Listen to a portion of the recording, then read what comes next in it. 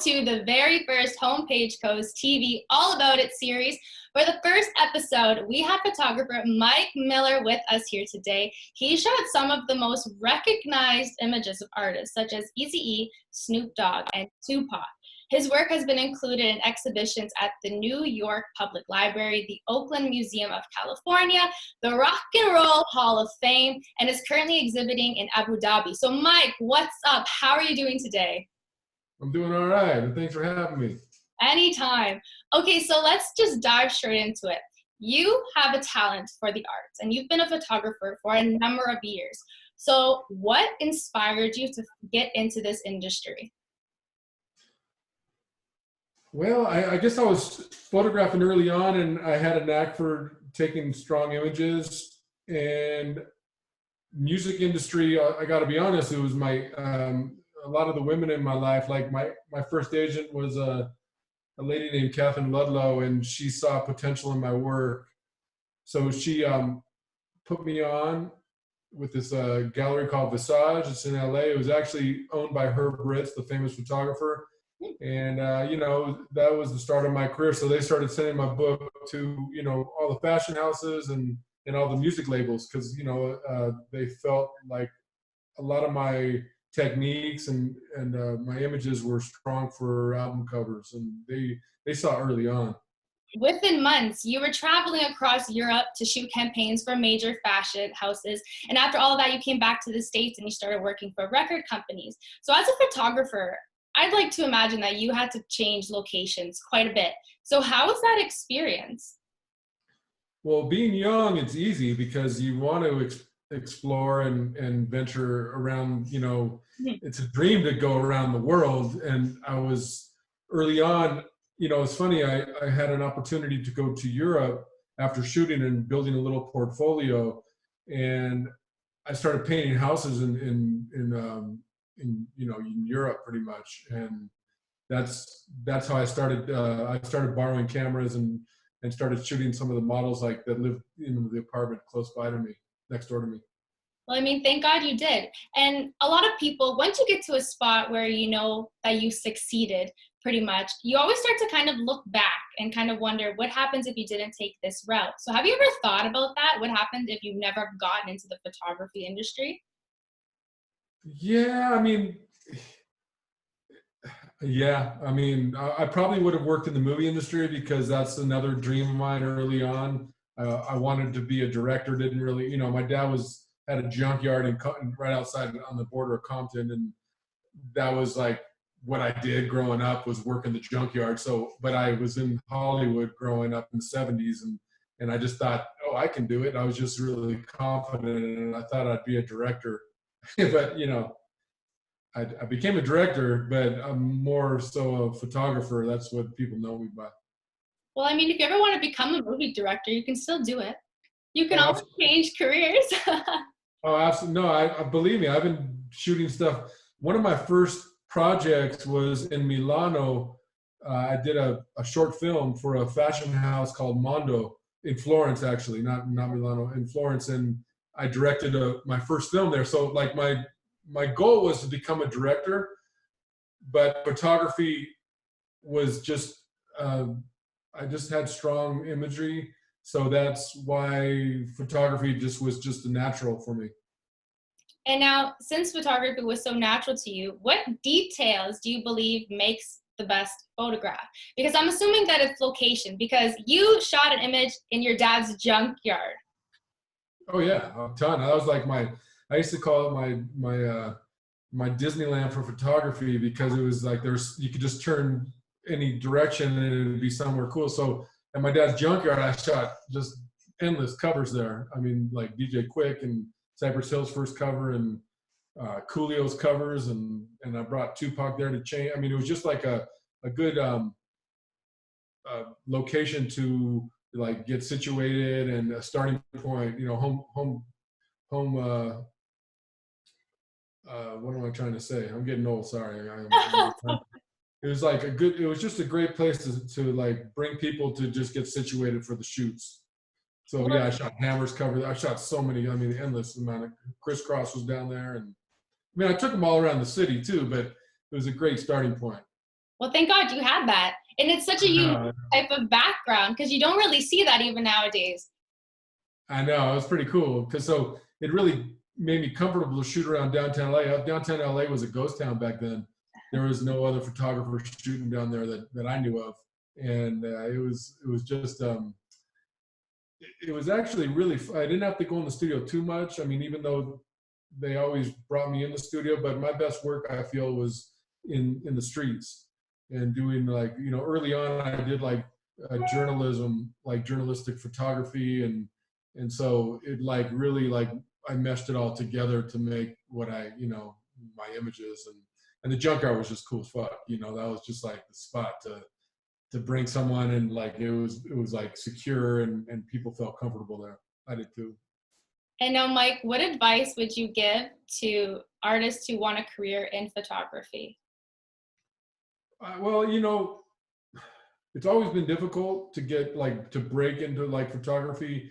I would say to do everything, not only photography, but learn, you know, like website design, learn how to maybe publicist or being a manager or A&R or director or like a light. Just I would learn as much as you can because you never know if you're gonna get lucky. Like I got lucky because, you know, my agent.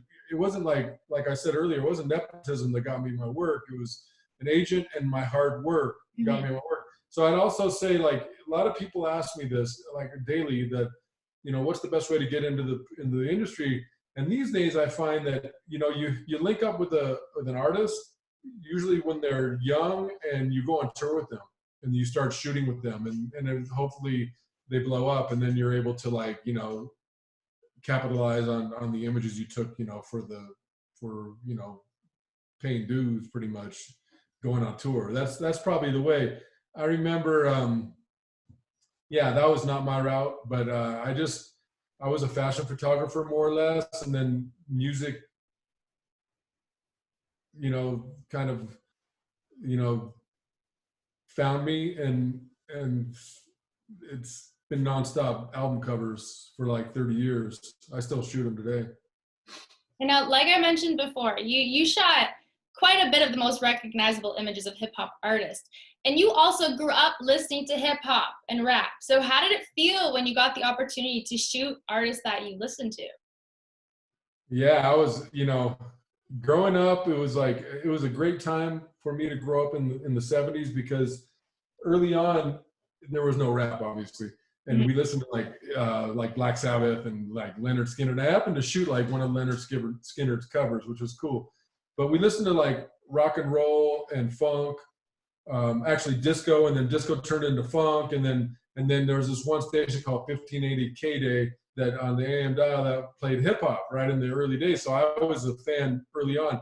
So we were all like pioneers back in the day. It wasn't like there were like when NWA broke and I was asked to shoot Ice Cube or NWA.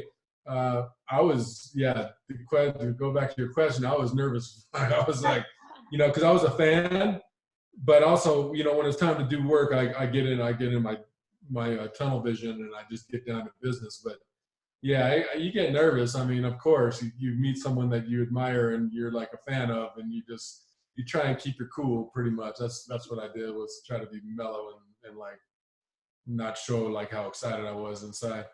I feel like when you try to be cool, it just is completely ruined. There's no way. You just act like a complete fool.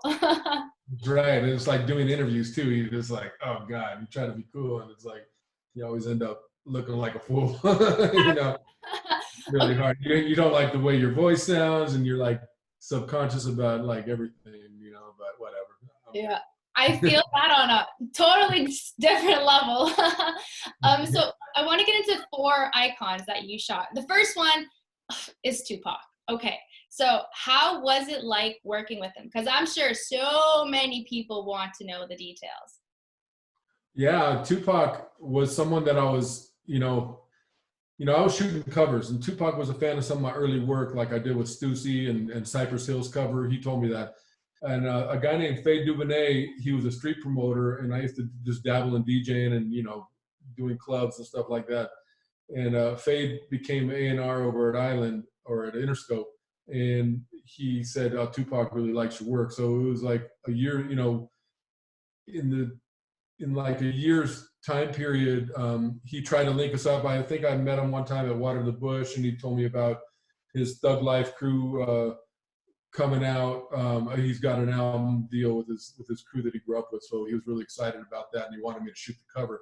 It took a while. We actually shot a few other times. Once for I think it was Menace to Society over on Diamond Street, and I photographed him some other stuff before that actual shoot. So we got to know each other a little bit. And but the time when I shot Thug Life, the first cover, Volume 1, he was at the top of his career, and it was it was a big deal for me. I was really lucky to get that. It was really, really, really lucky. So it was just like every artist, you kind of just dive in and just get down to business. But with Tupac, I don't know if you want, I'll talk more about Pac. He was a great subject to work with. He listened to what I had to say, like, because I over-direct, but I'd really direct all my shots to make it look real life. And he was game.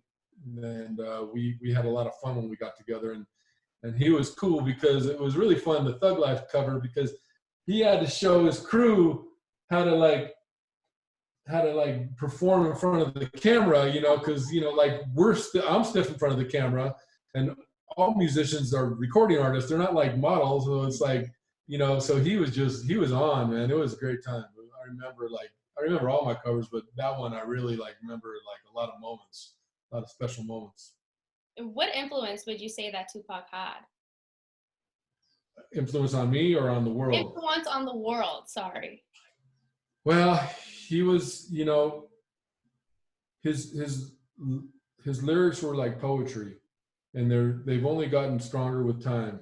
And his music is like grown on me more and more. I've always been a fan of a few of his tracks, but just he had such deep thoughts and deep meaning, and his music was, like I said, poetic. It was poetic, his verses, and he was also a movie star, and he was successful at that. So he wasn't just a musician. He was able to cross over into like other fields, and he was so successful, and he was so well loved. He kept it real, Pac, and that was what we all strive for in life, that we were just talking about. And that's, just everything about Tupac, he spoke from his heart. And I respect that, and I appreciate people like that. What would you say would be your favorite shot of Tupac that you've captured? Because you've been with him for quite a bit of years, right? Yeah, I mean, well, there's that one with the flip off. I think A$AP Rocky said that's his favorite too. A lot of people love that one. And the double flip off is like the famous one that people know. I love that one, but I like that. The profile one is really special to me because I shot it on actually a Pentax 6.7 camera, medium format film. It was a 45. It was actually I think it was a 105, so it was more of a portrait. So everything behind it's like blurry, and he's really sharp and focused, and you don't really see his face, but you see his profile, you see his jewelry, and you see his like fingernail polish. It's just to me that's my favorite, I think, of all of them. I'm really biased because it's my work, so I love all my work. It's like, hey, that was good too. Come on, everybody, But yeah, that one I love a lot, and a lot of people say the same. And now on September 13th, the unthinkable happened.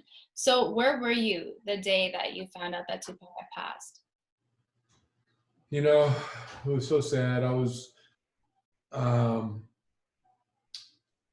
had a rough childhood with my family, and my dad left me when I was like 6 or 7 years old.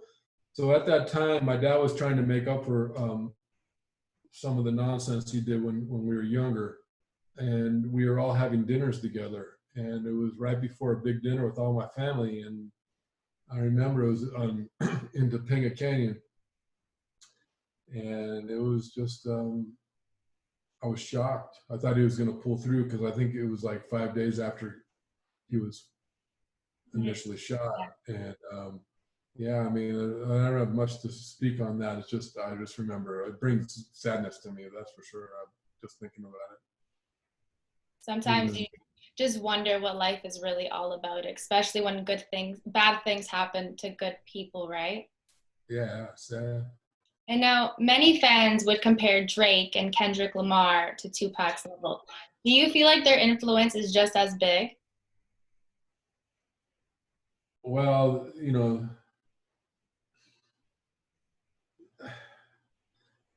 music wise, Yeah, that's one thing. music But wise, music wise, we'll stick music, with that. music, they're all amazing.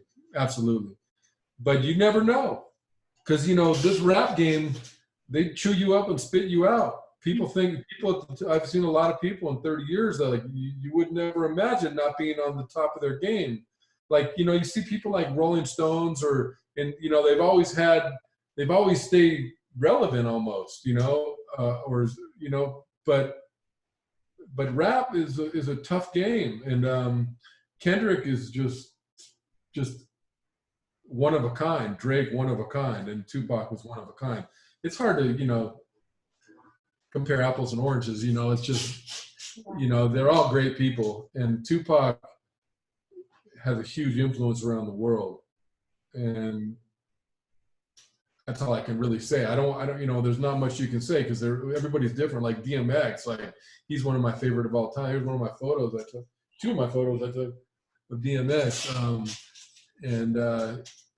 Let's see what happens with him as well. I mean, musicians are very special especially when you're able to break through and hit the masses, especially these days with all the social media. It's a little different.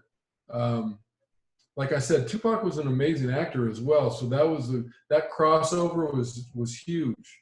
And we'll see. Time will tell. You never know. Yeah, time will tell exactly. And Good question, but I don't know how to answer it. I don't like to like just speak on something I don't. All good, Mike. Don't even worry. But I have to say, Yeah. Drake is from Toronto, so we got to give it up to our Toronto boy over here. Oh, for sure. Drake, man. He's amazing. God, I mean, more snaps than the Beatles, right? Isn't that what Yeah, he's awesome. Yeah, he's awesome. Boy, I mean, how can he only knows how to pick good songs. That's what I love about Drake. Mm-hmm. He only picks, he does collabs with people, and he always has the freshest beats, and he always has the best lyric, he always has the best delivery. He's really good at what he does. And Drake, I guess, I didn't even think about it. Drake was an actor before, but he's not acting now so much, So yeah, you never know. Drake's incredible. Kendrick's incredible. And Tupac is like, king. Yeah, Tupac, he's legendary. So now Ice Cube, growing up in the 70s, 80s, two popular songs were NWA and Fuck the Police. So what effect did these songs have back then?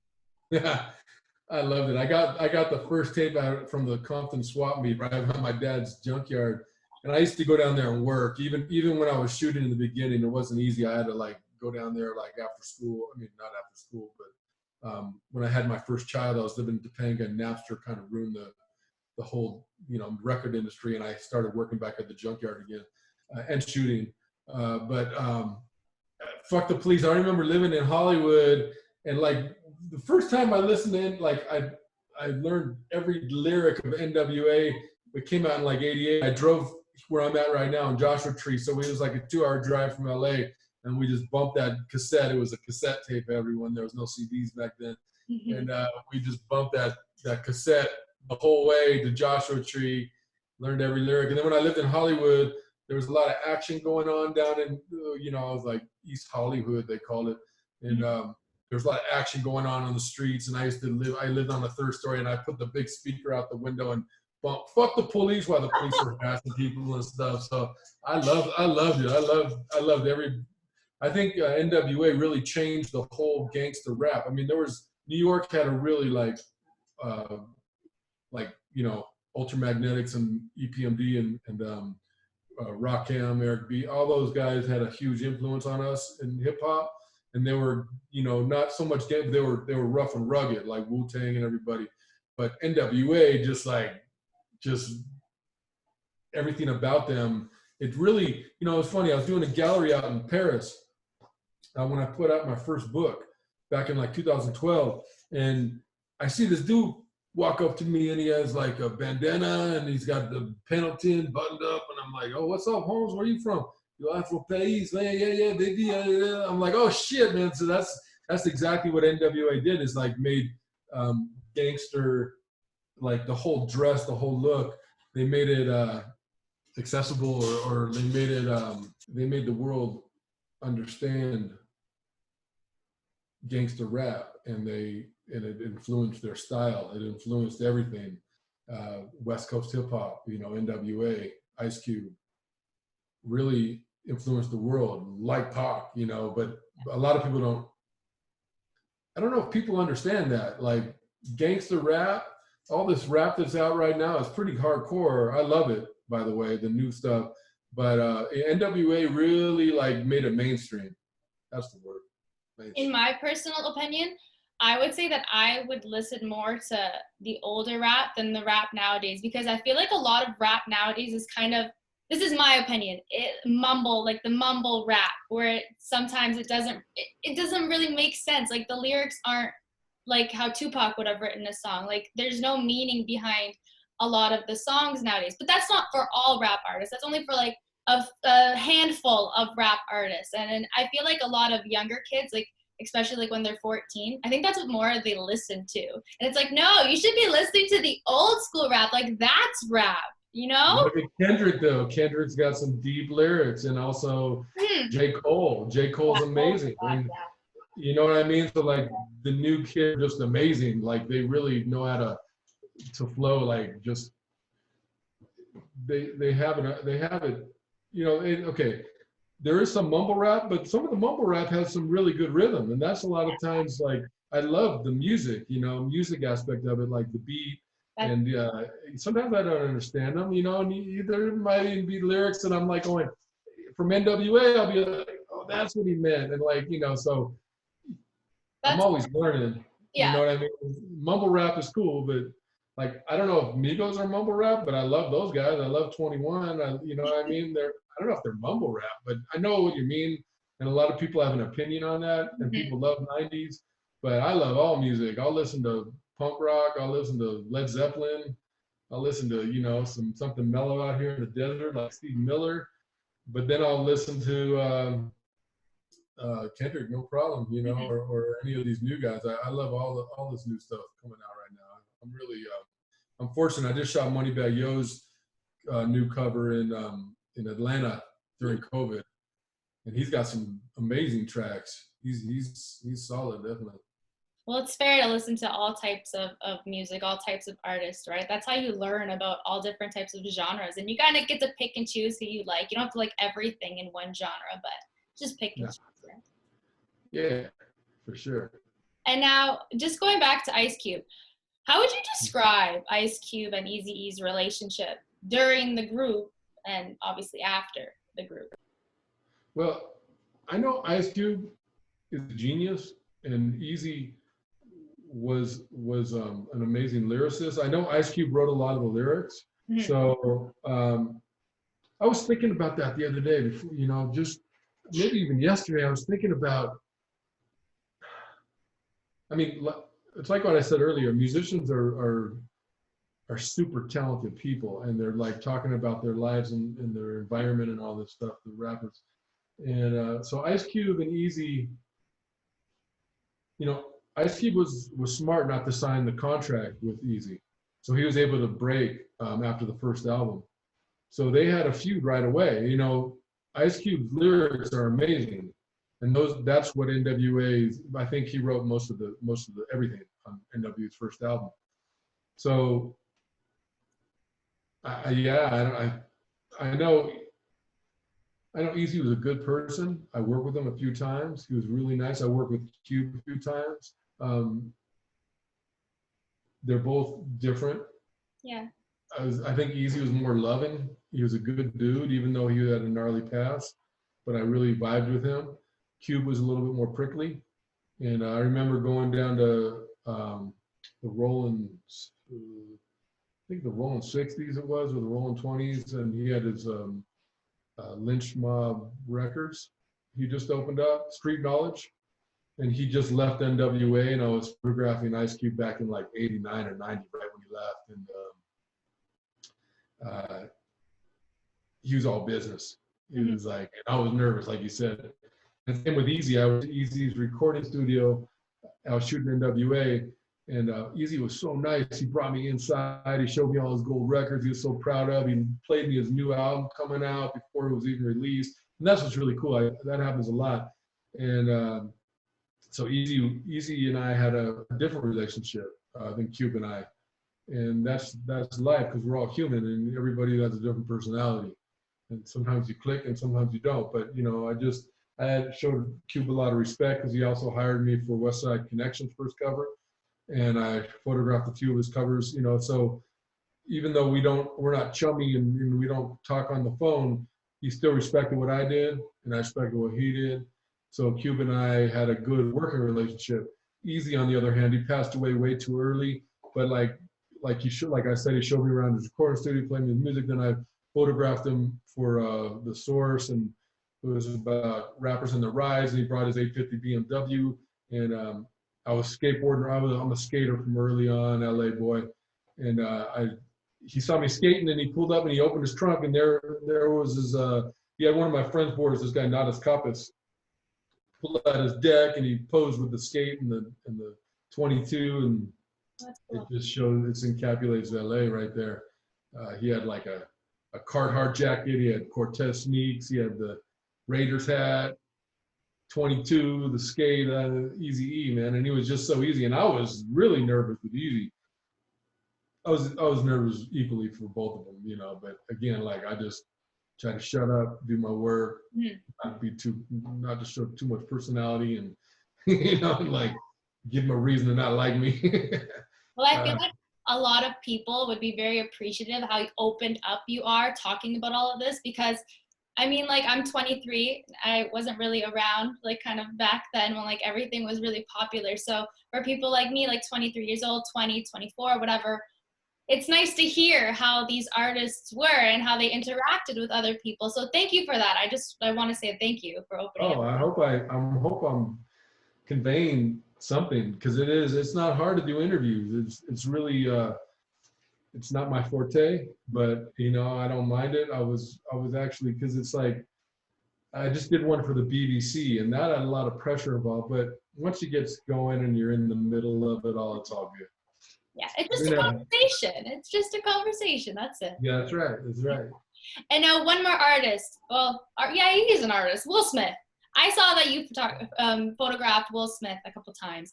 Now, Will Smith is like an icon. Like, he's just an icon. I don't know what else there is to say more about him. And his values and his morals in life, I feel like a lot of people cling to, because he's such a smart and educated man. So what would you say is something that you learned from Will Smith? God, now that you mentioned his name, I would always go back to, like, when I first photographed him when he just got the Fresh Prince of Bel-Air. Yeah. I did a cover for like TV Times, and he was super cool. But I actually saw him in the clubs at this place called Dragonfly one time, a few other clubs, and he'd just come up and just start rapping to he was so like animated and cool, and he was destined to be a star from the beginning. That's what I saw. And then I photographed him. Then I got the opportunity to photograph for for the TV Times for his new Fresh Prince of Bel-Air, and that was pretty cool. I mean, he was a real dude. He was, you know, he was really easy, like Eazy-E. He was just an easy person to deal with. And you know, I love when they give me respect and they let me do what I really want to do.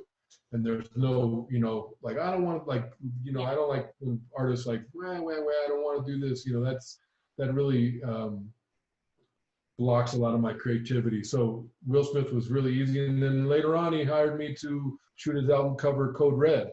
And I was with Jazzy Jeff, and Jazzy Jeff was cool as fuck too. He was a mellow dude, and we all clicked well. I remember, you know, we had a couple days together for the album cover, and I remember for some reason slapboxing with Will. Like, he really got comfortable with me, and we're like boom, boom, boom, boom, boom, and I just remember doing that with him. And what else happened?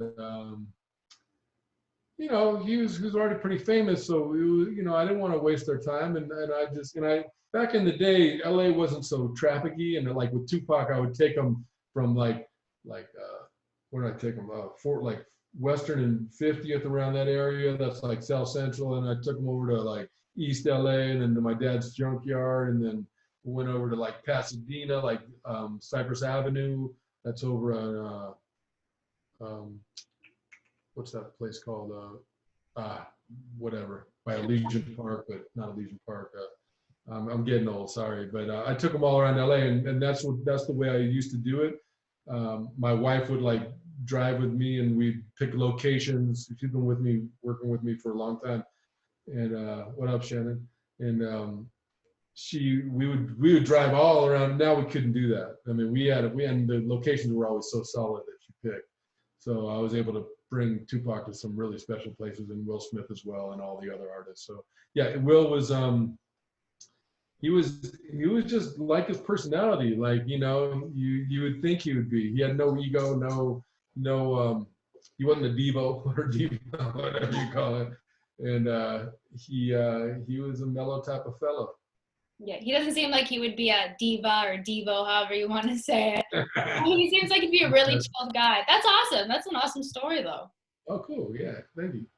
And now before we end, okay, so let's just get to know you a little bit more and play a little game called Rapid Fire. So I'm pretty sure you're aware. I'll shoot you out a couple of questions and just try to answer them as fast as you can. Oh. If you can think of something as fast as you can. Fast. No, go ahead. Okay, so the first one is, what would you say, who is your favorite current artist right now? I really like J. Cole. Kendrick too. Both those guys are I like with their sound. I like everything, their lyrics. I mean, there's probably a few others, but I'm just gonna go quick, right? Yeah, just go quick. I mean, if they came to your head right away, that's who they are. And now, if you had to put together 5 artists for a live show, who would these 5 artists be? Oh, yeah. How about those 2 I just mentioned? Yep. I like the Migos too. I photographed them. I guess I'm a fan of anybody that I photograph, so I have to put them in the mix. So I'll put 21 Savage in there. Is that 4? That's 4. That's 4. Yeah, and then I would put who else? Moneybag Yo. It's a dope album you just put out. That's fair. Kendrick, Cole, Moneybag. Who else did I say? 21 Savage. 21 and Migos. There you go. Oh, 2 Chainz. I really like 2 Chainz a lot. I feel like there's too many. Yeah, I know. He's so good, though. I watch his Most Expensive This, and I just love that guy. Let's work, 2 Chainz.